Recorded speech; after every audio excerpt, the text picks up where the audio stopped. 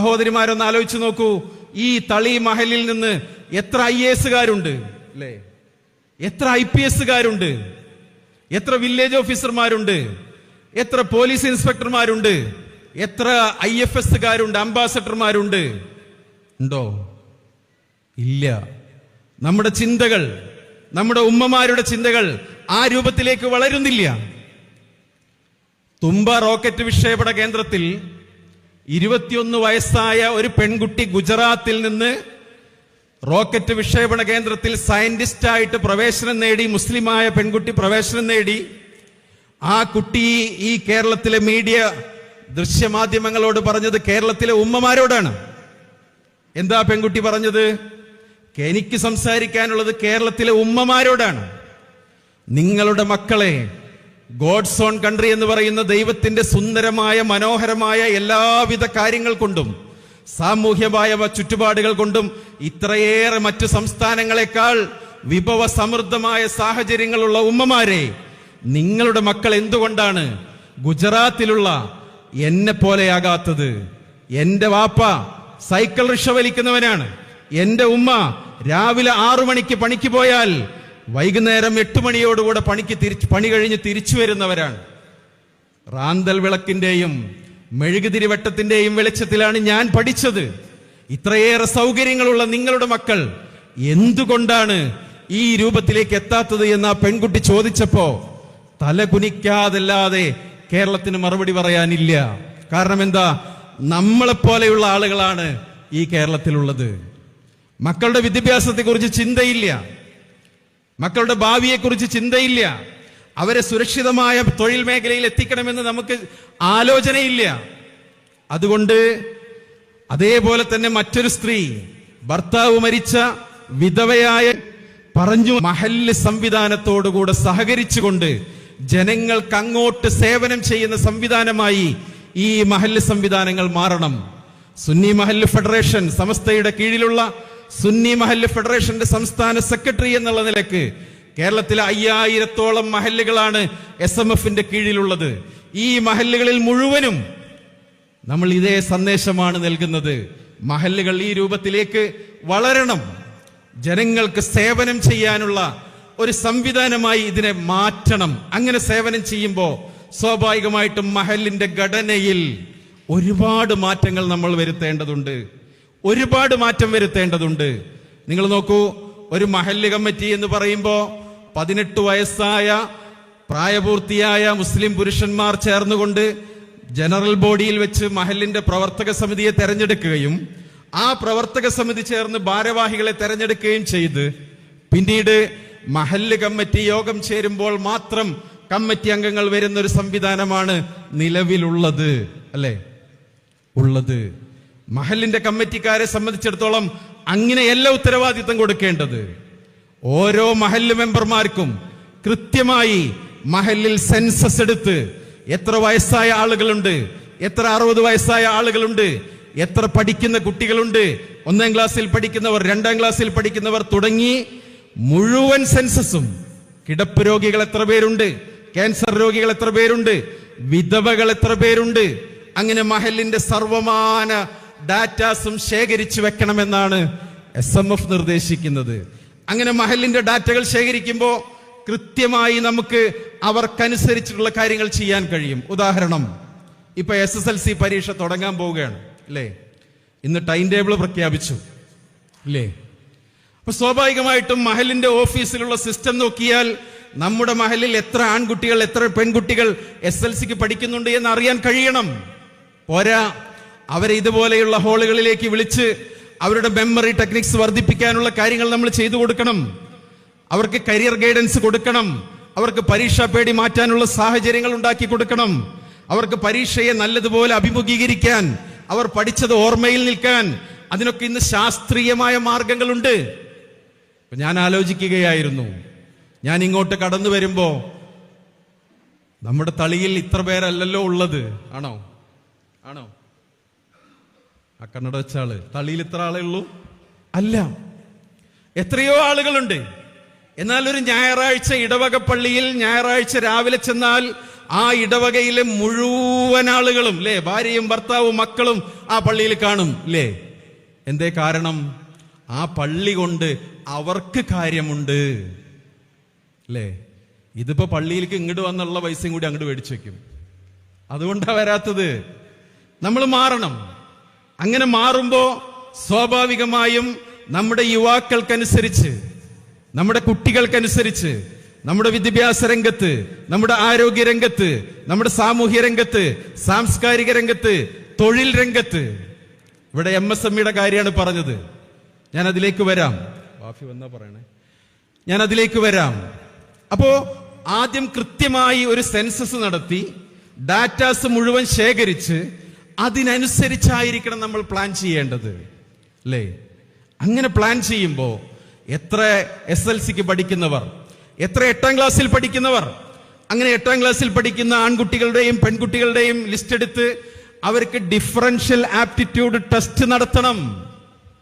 ഇതൊക്കെ അന്യമതസ്ഥർ നടത്തുന്നതാണ്. എന്തിനാ ഡിഫറൻഷ്യൽ ആപ്റ്റിറ്റ്യൂഡ് ടെസ്റ്റ് നടത്തുന്നത്? ആ കുട്ടികളുടെ mechanical ability, verbal ability, communication ability, intelligence, emotional quality, emotion quantity, IQ, EQ തുടങ്ങിയ മുഴുവൻ കാര്യങ്ങളെയും അസസ്മെന്റ് ചെയ്ത് ആ കുട്ടി എന്ത് പഠിക്കണം, എവിടേക്ക് പഠിക്കണം എന്ന് ഗൈഡ് ചെയ്തു കൊടുക്കുന്ന സംവിധാനമാണ്. ഇതൊക്കെ ശാസ്ത്രീയമായി ഈ രാജ്യത്ത് കിട്ടുമെന്നിരിക്കെ നമുക്കതിനെക്കുറിച്ചൊന്നും ബോധമില്ല. നമ്മുടെ മക്കൾക്ക് ബോധമില്ല. നമ്മുടെ മക്കളെക്കാൾ കൂടുതൽ ഉമ്മമാർക്ക് ബോധമില്ല. ഉണ്ടോ?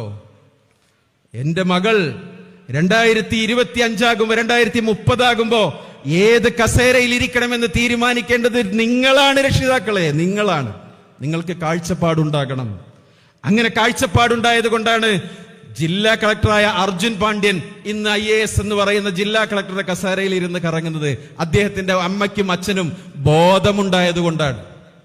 നമ്മുടെ മക്കൾക്കുള്ള അതേ തലയും അതേ കണ്ണും അതേ മൂക്കും അതേ ശരീരവും തന്നെയാണ് അദ്ദേഹത്തിനുമുള്ളത്. ജില്ലാ കളക്ടർ എന്ന് പറയുന്ന അർജുൻ പാണ്ഡ്യനെ അദ്ദേഹത്തിന്റെ അമ്മ ജില്ലാ കളക്ടറായിട്ട് പ്രസവിച്ചതാണോ? ആണോ? അല്ല. അതുകൊണ്ട് നമ്മൾ അത്തരത്തിൽ ഡിഫറൻഷ്യൽ ആപ്റ്റിറ്റ്യൂഡ് ടെസ്റ്റ് നടത്തി നമ്മുടെ മക്കളുടെ ഈ പറഞ്ഞ കാര്യങ്ങളൊക്കെ അസസ്മെന്റ് ചെയ്ത് കൃത്യമായി പ്ലാനിംഗ് ആക്കണം. എന്നിട്ട് തീരുമാനിക്കണം. 30 കുട്ടികൾ SSLCക്ക് ഇപ്പോൾ പഠിക്കുന്നുണ്ടെങ്കിൽ ആ 30 കുട്ടികളുടെയും കഴിവ് കൃത്യമായി ആപ്റ്റിറ്റ്യൂഡ് ടെസ്റ്റിലൂടെ കണ്ടെത്തി ആ കുട്ടികൾ എവിടേക്ക് പോകണമെന്ന് ഡിസൈഡ് ചെയ്യേണ്ടത് നമ്മളാണ്. എന്നിട്ട് എന്ത് വേണം? അതിനനുസരിച്ചിട്ടുള്ള കോഴ്സുകൾ അവർക്ക് കൊടുക്കണം. അതിന് നിങ്ങൾ പൈസ ചെലവാക്കണ്ട. മഹല്ല് കമ്മിറ്റിക്കാർ സാധാരണ പറയാറുള്ള എന്താ? ഓ, ഇതിനൊന്നും പൈസ നമ്മുടെ ഇല്ല. നിങ്ങൾ പേടിക്കണ്ട. 34 ഈ രാജ്യത്ത് പഠിക്കുന്ന കുട്ടികൾക്ക് 34 ഏജൻസികളാണ് ഹലാലായ രൂപത്തിൽ സ്കോളർഷിപ്പ് നൽകുന്നത് അല്ലേ? ഇപ്പൊ നിങ്ങൾ നോക്കൂ, 2 സ്കോളർഷിപ്പുകളെ കുറിച്ച് അനൗൺസ് ചെയ്തു. ഒരാളെ എന്ത് ചെയ്തിട്ടില്ല? അള്ളാഹന്റെ അനുഗ്രഹം കൊണ്ട് ഒരാൾ അപേക്ഷിച്ചിട്ടില്ല. എന്താ സ്കോളർഷിപ്പ്? എയ്ഡഡ് കോളേജുകളിലോ ഗവൺമെന്റ് കോളേജുകളിലോ പഠിക്കുന്ന, ഡിഗ്രി മുതൽക്ക് അങ്ങോട്ട് പഠിക്കുന്ന പ്രൊഫഷണൽ കോഴ്സുകൾക്ക് പഠിക്കുന്ന കുട്ടികൾക്ക് പ്രതിമാസം 4500 രൂപ ഗവൺമെന്റ് സ്കോളർഷിപ്പ് തരുന്നൊരു അപേക്ഷ ക്ഷണിച്ചിട്ട് അപേക്ഷിക്കാൻ ആളില്ല. ഇപ്പൊ 2ാമതും അപേക്ഷ തീയതി നീട്ടിയിരിക്കുകയാണ്. ഈ ഫെബ്രുവരി 28-ാം തീയതി വരെ 2ാമതും നീട്ടിയിരിക്കുകയാണ്. നിങ്ങൾ ആലോചിച്ചു നോക്കൂ. വളരെ ബുദ്ധിയുണ്ട് എന്ന് ആലോചിക്കുന്ന ഉമ്മമാരെ, ഉപ്പമാരെ നിങ്ങൾ ആലോചിക്കൂ. ഈ കേരളത്തിൽ മുസ്ലിം സമുദായത്തിന് വേണ്ടി സ്പെഷ്യൽ റിക്രൂട്ട്മെന്റ് നടന്നു. എന്തിലേക്ക്? പോലീസിലേക്ക് അല്ലേ? പോലീസ് എന്താണ്? സിവിൽ പോലീസ് ഓഫീസർ റാങ്കിലേക്ക്. ആദ്യം NCA നോൺ ക്രിമിനൽ വേക്കൻസിയിലേക്ക് മുസ്ലിം സമുദായത്തിൽ നിന്ന് മാത്രം PSC അപേക്ഷ ക്ഷണിച്ചു. നാസർ സാഹിബ് ആലോചിക്കണം. PSC അപേക്ഷ ക്ഷണിച്ചിട്ട് ഒരാള് പോലും കേരളത്തിൽ അപേക്ഷിച്ചിട്ടില്ല മുസ്ലിം സമുദായത്തിൽ നിന്ന്. 2ാമതും അപേക്ഷ ക്ഷണിച്ചു. 2ാമതും ഗവൺമെന്റ് എന്ത് ചെയ്തു? അപേക്ഷ ക്ഷണിച്ചു. 2ാമതും ആരും അപേക്ഷിച്ചിട്ടില്ല. എന്തേ? +2 കഴിഞ്ഞ മുസ്ലിം കുട്ടികൾ കേരളത്തിൽ ഇല്ലാത്തത് കൊണ്ടാണോ? അല്ല, ബോധമില്ലാത്തത് കൊണ്ടാണ്. ബോധമില്ലാത്തത് കൊണ്ടാണ്. അതിനെന്ത് വേണം? മുഫീദ് ഫൈസിയെ പോലെയുള്ള ആളുകൾ വെള്ളിയാഴ്ച ജുമയ്ക്ക് മുമ്പോ ശേഷമോ ഇത്തരത്തിലുള്ള അറിയിപ്പുകൾ കൊടുക്കണം. ഇത്തരത്തിലുള്ള അറിയിപ്പുകൾ കൊടുക്കണം. അതിനാണ് ഈ സംവിധാനങ്ങളൊക്കെ ഉള്ളത്. അതിനാണ് ഈ സംവിധാനങ്ങൾ. വീണ്ടും എക്സൈസിലേക്ക് വനിതാ ഓഫീസറെ അപേക്ഷ ക്ഷണിച്ചു. മുസ്ലിം കാറ്റഗറി, മുസ്ലിങ്ങൾക്ക് മാത്രമായിട്ട് അപേക്ഷകരില്ല. അപ്പൊ ഈ രൂപത്തിലേക്കാണ് പോകുന്നത്. ഞാൻ ചുരുക്കുകയാണ്. പറഞ്ഞു വന്നത്, മഹല്ലിൽ സെൻസസ് നടത്തണം, അങ്ങനെ പ്ലാനിംഗ് ചെയ്യണം. വാർദ്ധക്യ സഹജമായി ധാരാളം ആളുകൾ പ്രയാസപ്പെടുന്നു. 60 വയസ്സ് കഴിഞ്ഞ മുഴുവൻ ആൺ പെൺ വ്യത്യാസമില്ലാതെ ആളുകളുടെ ലിസ്റ്റ് എടുക്കണം. അവർക്ക് വയോജനങ്ങൾക്കുള്ള പ്രത്യേകതരം പദ്ധതികളുണ്ട്. സുന്നി മഹല്ല് ഫെഡറേഷൻ അത് സംബന്ധിച്ച പദ്ധതികൾ മുന്നോട്ട് വെച്ചിട്ടുണ്ട്. നമ്മളത് നടപ്പിലാക്കി കൊടുക്കണം. പോരാ, മഹല്ലിന്റെ കമ്മിറ്റിയിലെ ഓരോ അംഗങ്ങൾക്കും 500 വീടാണ്. 10 പേർ കമ്മിറ്റിയിലുണ്ടെങ്കിൽ സ്വാഭാവികമായിട്ടും 50 വീട് കണക്കെ ഓരോ കമ്മിറ്റി അംഗത്തിനും ചുമതല കൊടുക്കണം. എന്നിട്ട് ആ ഓരോ കമ്മിറ്റി അംഗവും മാസത്തിലൊരിക്കലെങ്കിലും എല്ലാ വീടുകളും സന്ദർശിക്കണം, അവരുടെ സുഖവിവരങ്ങൾ അന്വേഷിക്കണം. നമ്മുടെ ചുമതലയാണ്. പോരാ, അതുമല്ലാതെ ധാരാളം പദ്ധതികൾ ഇവിടെ പറഞ്ഞു. പ്രീ മാരിറ്റൽ കോഴ്സിനെ കുറിച്ച് സെക്രട്ടറി സൂചിപ്പിച്ചു. എന്താ പ്രീ മാരിറ്റൽ കോഴ്സ് എന്ന് പറഞ്ഞാൽ? ഇപ്പോ അദ്ദേഹം സൂചിപ്പിച്ചപ്പോ ഒരു കാര്യവും കൂടി പറഞ്ഞു. പൈസ ശ്രദ്ധിക്കണ ആള് വന്ന് പറഞ്ഞോ. ഒരു കാര്യം കൂടി പറഞ്ഞു. ഈ മഹല്ലിൽ കഴിഞ്ഞ പ്രാവശ്യം തന്നെ 2ഓ 3ഓ തലാക്ക് നടന്നു എന്നാണ്. എങ്ങനെയാ തലാക്ക് നടക്കാരും ഉപ്പമാരും നോക്കി നിൽക്കുകയാണ്. നിങ്ങൾ ആലോചിച്ച് നോക്കൂ. വിവാഹം എന്ന് പറയുന്നത് പവിത്രമായ ആചാരമാണ്. ഹിന്ദു വിവാഹം ഒന്ന് പരിശോധിച്ച് നോക്കൂ. ഹിന്ദുക്കൾ വിവാഹം ചെയ്യുന്നത് പണ്ട് എങ്ങനെയായിരുന്നോ അതേപോലെ തന്നെയാണ്. ഒരു മാറ്റവും ഇപ്പോഴും വന്നിട്ടില്ല. അല്ലേ? ക്രീം ഷർട്ടിട്ട്, ക്രീം മുണ്ടെടുത്ത്, അതേപോലെ തന്നെ കൃത്യമായി 10 ആള് എന്ന് പറഞ്ഞാൽ 10 ആള് കൃത്യമായി അമ്പലത്തിൽ പോയി അതേ ആചാരങ്ങളോടുകൂടെ, അല്ലേ? എന്നിട്ടോ സദ്യ ഇപ്പോഴും ഒരു മാറ്റവും വന്നിട്ടില്ല. ഉണ്ടോ നാസർക്ക? ഇപ്പോഴും അവരുടെ സദ്യ ഒരു മാറ്റവും വന്നിട്ടില്ല. നമ്മുടെ മന്തിയും കുന്തിയും ബാക്കിയുള്ള എല്ലാതും വന്നപ്പോഴും ഹിന്ദു സമൂഹത്തിൽ അവരുടെ വിവാഹത്തിനോടനുബന്ധിച്ച ആചാരപരമായ കാര്യങ്ങളിൽ ഒരു മാറ്റവും വന്നിട്ടില്ല. യാതൊരു ലജ്ജയുമില്ലാതെ തോന്നിവാസങ്ങൾ മുഴുവനും കൊണ്ടുവന്ന് കൂത്തരങ്ങാക്കി മാറ്റിയില്ലേ നമ്മൾ വിവാഹത്തെ? അല്ലേ? മഹല്ല് കമ്മിറ്റിക്ക് എന്തേ അതിൽ ഇടപെടാൻ കഴിയാത്തത്? നമ്മൾ ഇടപെടണ്ടേ? നമ്മൾ പറഞ്ഞു കൊടുക്കണ്ടേ? വിവാഹം എന്ന് പറയുന്നത് പവിത്രമായ ആചാരമാണ്. അത് ലളിതമായിരിക്കണം. അതിൽ ഹറാമ് കലരാൻ പാടില്ല. ഇത്തരത്തിൽ വിവാഹങ്ങൾ നടക്കാൻ തുടങ്ങിയപ്പോ സ്വാഭാവികമായിട്ടും 2ന്റെ 3ന്റെ എന്നൊക്കെ തലാക്കും വർദ്ധിക്കാൻ തുടങ്ങി. അല്ലേ? ഇപ്പൊ ഞാൻ ഈ മഹല്ല് ഉൾക്കൊള്ളുന്ന കാളിയുടെ പ്രതിനിധിയും കൂടിയാണ്. പാണക്കാട് സയ്യിദ് സാദിഖ് അലി ശിഹാബ് തങ്ങൾ 292 മഹല്ലുകളുടെ കാളിയാണ് തൃശ്ശൂർ ജില്ലയിലെ.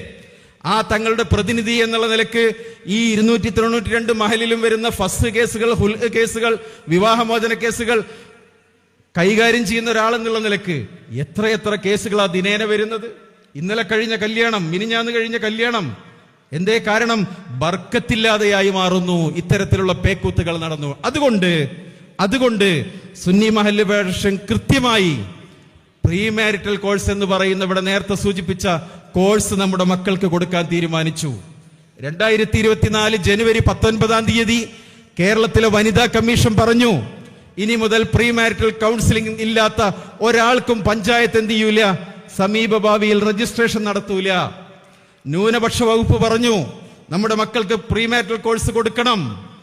കേരള സ്റ്റേറ്റ് വഖഫ് ബോർഡ് പറയുന്നു സമീപ ഭാവിയിൽ ഗവൺമെന്റ് ചെയ്യാൻ പോകുന്നത് ഇനി വിവാഹം പഞ്ചായത്തിൽ രജിസ്റ്റർ ചെയ്യണമെങ്കിൽ പ്രീ മാരിറ്റൽ സർട്ടിഫിക്കറ്റ് കൂടി ഹാജരാക്കണമെന്ന രൂപത്തിലാണ്.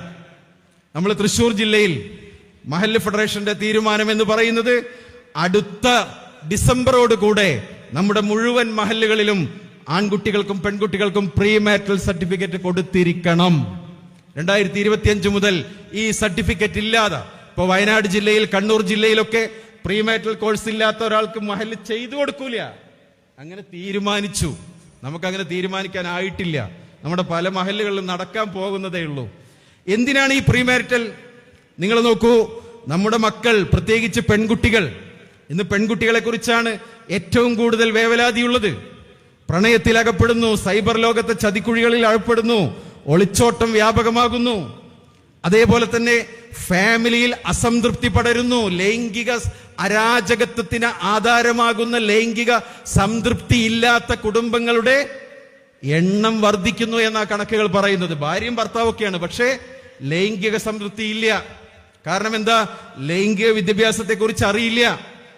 നിങ്ങൾ ആലോചിച്ച് നോക്കൂ, ഒരു പെൺകുട്ടിയാകട്ടെ ഒരു ആൺകുട്ടിയാകട്ടെ, പ്യൂബർട്ടി പീരീഡ് എന്ന് പറയുന്ന ഒരു പീരീഡ് ഉണ്ട്. പെൺകുട്ടികളെ സംബന്ധിച്ചിടത്തോളം 9 വയസ്സാവുമ്പോഴേക്കും മെൻസസ് പ്രായമാകുന്നു. ആ മെൻസസ് കാലഘട്ടം മുതൽക്ക് ആ കുട്ടികളുടെ ശരീരത്തിലൂടെ കയറിയിറങ്ങുന്ന വികാര വിക്ഷോഭങ്ങളെ കൃത്യമായി നിയന്ത്രിക്കാൻ അവരെ ആരും പഠിപ്പിക്കുന്നില്ല, അല്ലേ? ആരും പഠിപ്പിക്കുന്നില്ല. പിന്നീടത് കൗമാരത്തിലേക്ക് കടക്കുമ്പോൾ അവരാരും പറഞ്ഞത് കേൾക്കാതെയായി മാറുകയും അവർക്കിഷ്ടമുള്ള രൂപത്തിലേക്ക് വഴിമാറുകയും ചെയ്യുകയാണ്. ഈ കൗമാരങ്ങളെ അഡ്രസ് ചെയ്യാൻ അഡോളസൻസ് ഇഷ്യൂസ്, അതിന്റെ റെമഡീസ് കൃത്യമായി പറഞ്ഞു കൊടുക്കാൻ നമുക്ക് സംവിധാനങ്ങളില്ല.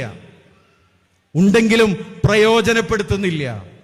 അഡോളസൻസ് എന്ന് പറയുന്ന കൗമാര കാലഘട്ടത്തിൽ കുട്ടികൾക്കുണ്ടാകുന്ന വികാരങ്ങളെ നിയന്ത്രിക്കാൻ, അത് ഇസ്ലാമികമായി അവരെ പഠിപ്പിച്ചു കൊടുക്കാൻ, സൈബർ ലോകത്തെ ചതിക്കുഴികളിൽ വീഴാതിരിക്കാൻ, ഒളിച്ചോട്ടത്തിലേക്ക് പോകാതിരിക്കാൻ, പ്രണയത്തിൽ അകപ്പെടാതിരിക്കാൻ, അവരെ കൃത്യമായി അഡോളസൻസിന്റെ പ്രശ്നങ്ങൾ എന്താണ്, അതിന് പരിഹാരം എന്താണ് എന്ന് പറഞ്ഞു കൊടുക്കാൻ നമ്മുടെ വേദികൾ ഉപയോഗപ്പെടുത്തണം.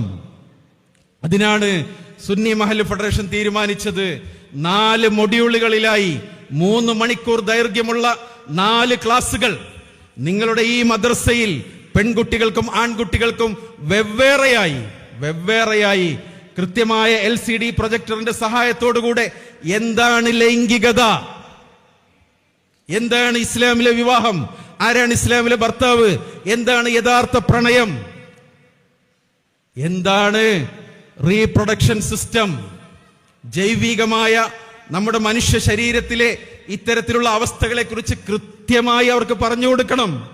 അങ്ങനെ കൊടുക്കുന്ന ഒരു കോഴ്സാണ് 4 മൊഡ്യൂളുകളിലായി 3 മണിക്കൂർ ദൈർഘ്യമുള്ള കൃത്യമായ ട്രെയിനിങ് സിദ്ധിച്ച LCD പ്രൊജക്ടറിന്റെ സഹായത്തോടുകൂടെ നാം അവർക്ക് പറഞ്ഞു കൊടുക്കുന്നത്. ഈ കോഴ്സ് കഴിയുന്നതോടുകൂടെ നമ്മുടെ മക്കൾക്ക് കൃത്യമായ അവബോധം കിട്ടുകയും അതിനനുസരിച്ച് നേരത്തെ പറഞ്ഞതുപോലെ അവരുടെ ദാമ്പത്യ ജീവിതം ഖിയാമത്ത് നാൾ വരെയും സന്തോഷകരമായി പോകാനും അത് കാരണമാകുമെന്ന് ഇതിനോടകം തന്നെ തെളിയിക്കപ്പെട്ടിട്ടുണ്ട്.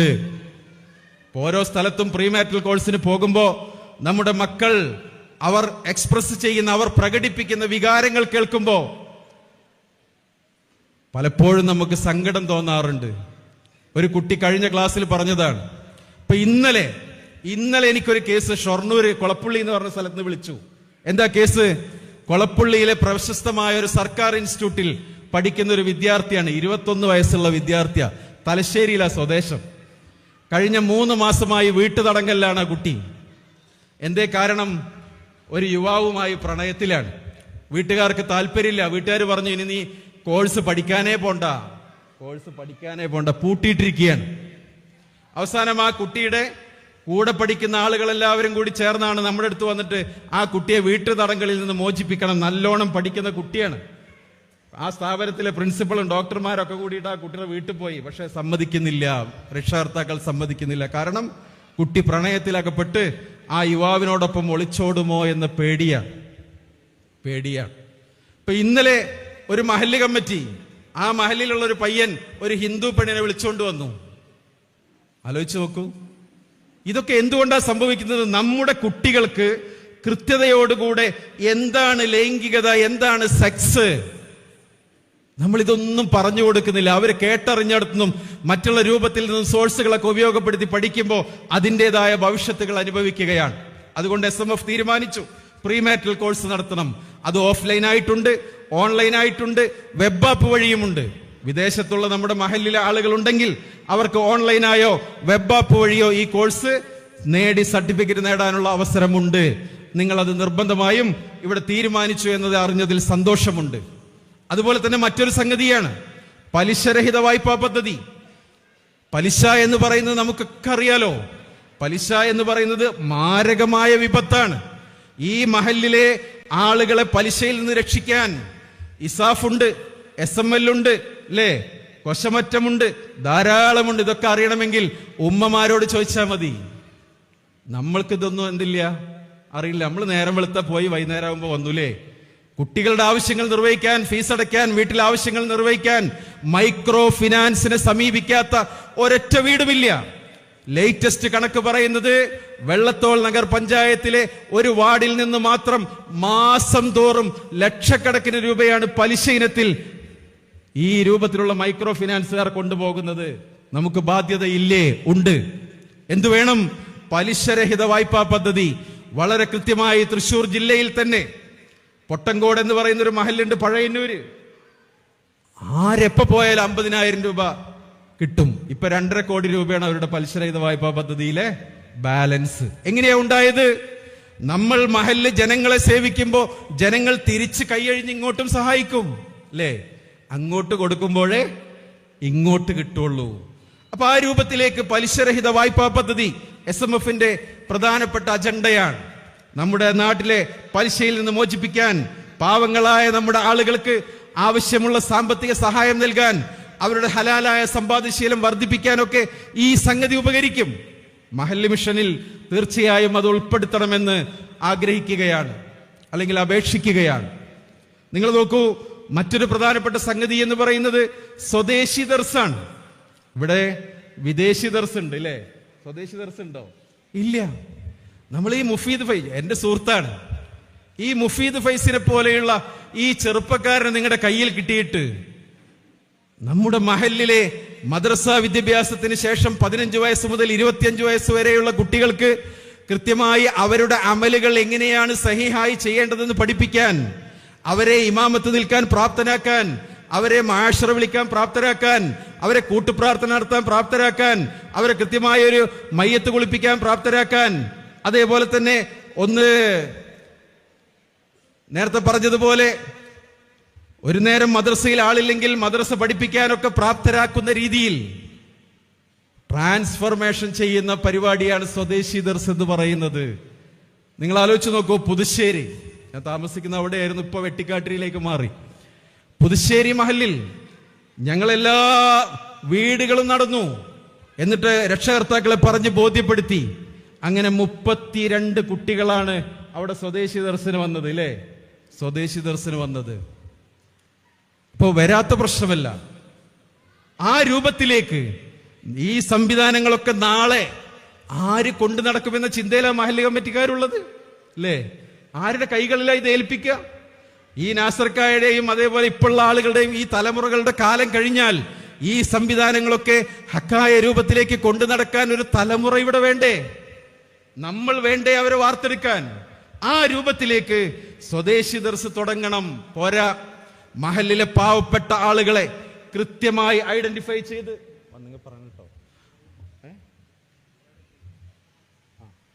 കൃത്യമായി ഐഡന്റിഫൈ ചെയ്ത് അതിൽ കിടപ്പ് രോഗികളുള്ളവർ, അതേപോലെ തന്നെ സാന്ത്വനം ആവശ്യമായവർ. ഇവിടെ റഹ്മ ചാരിറ്റിയെ കുറിച്ച് പറഞ്ഞു, അത് പെയിൻ ആൻഡ് പാലിയേറ്റീവും കൂടിയായി മാറ്റണമെന്നാണ് എനിക്ക് നിർദ്ദേശിക്കാനുള്ളത്. അതുകൊണ്ട് അത് സലീം വാഫി എത്തിയിട്ടുണ്ട്. ഇനി നമ്മുടെ ഹത്തീബിന്റെ അനുഗ്രഹ പ്രഭാഷണം കൂടി അവശേഷിക്കുന്നുണ്ട്. ഇൻഷാ അല്ലാഹ് ഞാൻ അവസാനിപ്പിക്കുകയാണ്. പറഞ്ഞു വന്നത്, മഹല്ല് എന്ന് പറയുന്നത് ജനങ്ങൾക്ക് സേവനം ചെയ്യാനുള്ള ഒരു സംഗതിയായി നാം കാണേണ്ടതുണ്ട്. വരുന്ന തലമുറകൾക്ക് ആ ഒരു സന്ദേശമാണ് നമ്മൾ കൈമാറേണ്ടത്. ഇവിടെ തീർച്ചയായും മഹല്ല് മിഷൻ 2027 എന്ന പദ്ധതിയിൽ നിങ്ങളുടെ ഓരോ പ്രോഗ്രാമുകളെ കുറിച്ചും 2 നാസർ സാഹിബും അവതരിപ്പിച്ചത് കേട്ടപ്പോൾ ഞാൻ ആദ്യമേ സൂചിപ്പിച്ചതുപോലെ വളരെയേറെ സന്തോഷം തോന്നി. നിങ്ങളെല്ലാവരും നിങ്ങളുടെ മക്കളെ ഈ പറഞ്ഞ മിഷനുമായി ബന്ധപ്പെട്ടുകൊണ്ട് നിങ്ങൾ പറഞ്ഞയച്ചാൽ തീർച്ചയായും നമ്മൾ ഉദ്ദേശിക്കുന്നത് പോലെ, ഞാൻ നേരത്തെ പറഞ്ഞല്ലോ, അപകടകരമായ രൂപത്തിലേക്കാണ് മുസ്ലിം സമുദായം പോകുന്നത്. നിലനിൽപ്പ് പോലും, സോഷ്യൽ എക്സിസ്റ്റൻസ്, നാളെ മേലാക്കം ഈ രാജ്യത്തെ തൊഴിൽ മേഖലകളിൽ നമ്മുടെ ആളുകളെ കൃത്യമായി എത്തിക്കാതിരുന്നാൽ നമ്മുടെ നിലനിൽപ്പ് തന്നെ അപകടത്തിലേക്ക് പോകുന്ന അവസ്ഥയിലേക്ക് നാം വഴിമാറേണ്ടി വരും.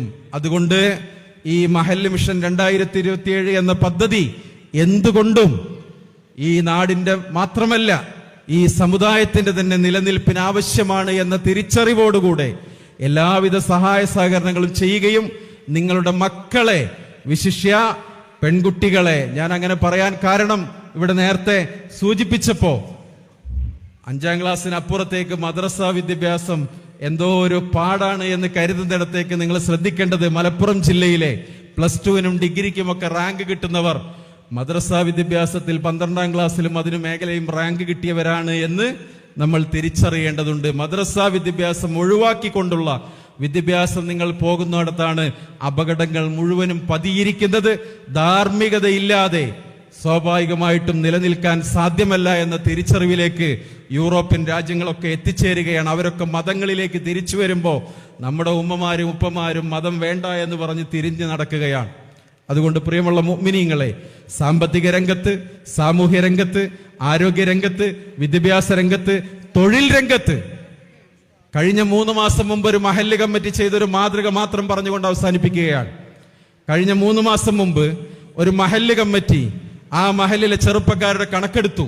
അങ്ങനെ കണക്കെടുത്തപ്പോൾ ഡിഗ്രി കഴിഞ്ഞവർ, ബിടെക് കഴിഞ്ഞവർ, ITI കഴിഞ്ഞവർ, പ്രൊഫഷണൽ കോഴ്സുകൾ കഴിഞ്ഞവർ, അതേപോലെ തന്നെ KGTE കോഴ്സ് കഴിഞ്ഞവർ, ടെക്നിക്കൽ കോഴ്സ് കഴിഞ്ഞവർ, അങ്ങനെ കണക്കെടുത്തപ്പോ 23 പേരാണ് ആണും പെണ്ണുമായിട്ട് അവരുടെ കണക്കിൽപ്പെട്ടത്.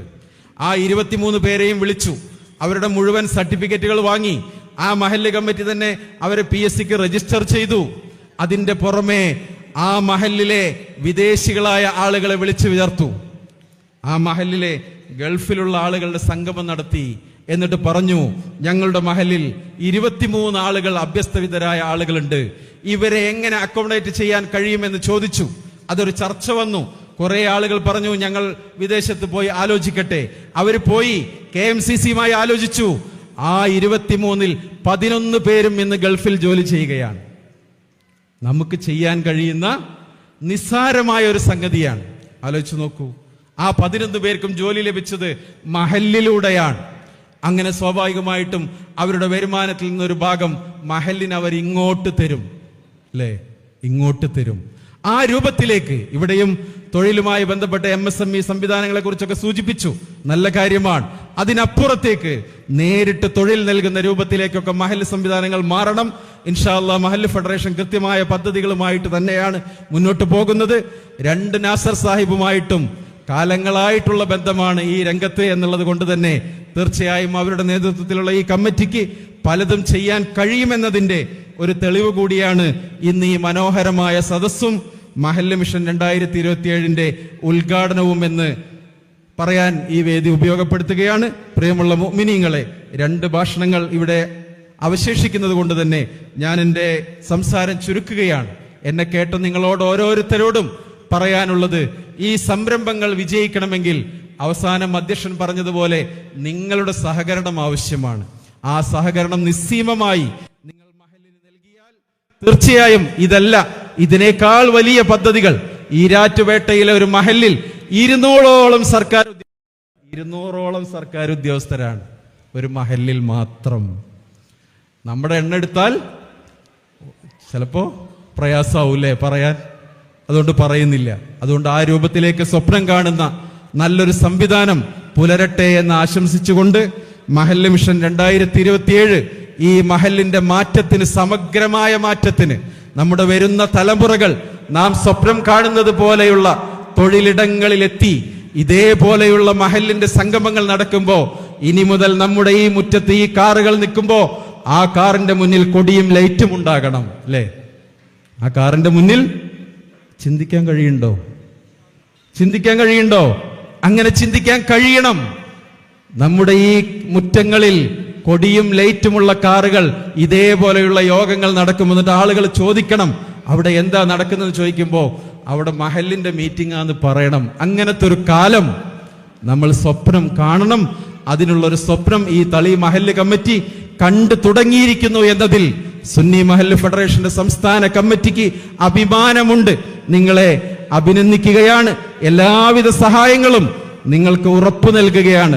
ഏത് സമയത്തും എന്ത് സഹായങ്ങൾക്കും SMFനെ സമീപിക്കാമെന്ന് ഉണർത്തിക്കൊണ്ട് ബിസ്മില്ലാഹിർ റഹ്മാനിർ റഹീം എന്ന തിരുവാക്യത്താൽ ഈ മഹല്ല് മിഷൻ 2027-ന്റെ ഔപചാരികമായ ഉദ്ഘാടനം നിർവഹിച്ചതായി അറിയിച്ചുകൊണ്ട് ഒരിക്കൽ കൂടി ഇത്തരത്തിലുള്ള മാറ്റത്തിന് തയ്യാറാകാൻ കാതോർക്കുന്ന ജനതയ്ക്ക് മുന്നിൽ കൃത്യമായ ദീർഘവീക്ഷണത്തോടുകൂടെ ഈ ഒരു പദ്ധതി തയ്യാറാക്കിയ ബഹുമാനപ്പെട്ട മഹല്ല് കമ്മിറ്റി അംഗങ്ങൾ, ആദരണീയനായ മുഫീദ് ഫൈസി ഉൾപ്പെടെയുള്ള ഇവിടുത്തെ ജീവനക്കാർ, അതിലുപരി ഈ പരിപാടിയിൽ എത്തിച്ചേർന്ന നല്ലവരായ എല്ലാ സഹോദരി സഹോദരന്മാരെയും സത്യവിശ്വാസികളെയും ഒരിക്കൽ കൂടി SMF-ന് വേണ്ടി പ്രത്യേകം നന്ദി രേഖപ്പെടുത്തിക്കൊണ്ടും നല്ലൊരു ഭാവി ഈ മഹലിനും ഈ മഹലിലെ യുവതലമുറകൾക്കും ഉണ്ടാകട്ടെ എന്ന് ആശംസിച്ചുകൊണ്ടും നിർത്തുന്നു. അസ്സലാമു അലൈക്കും വറഹ്മത്തുള്ളാഹി വബറകാതുഹു.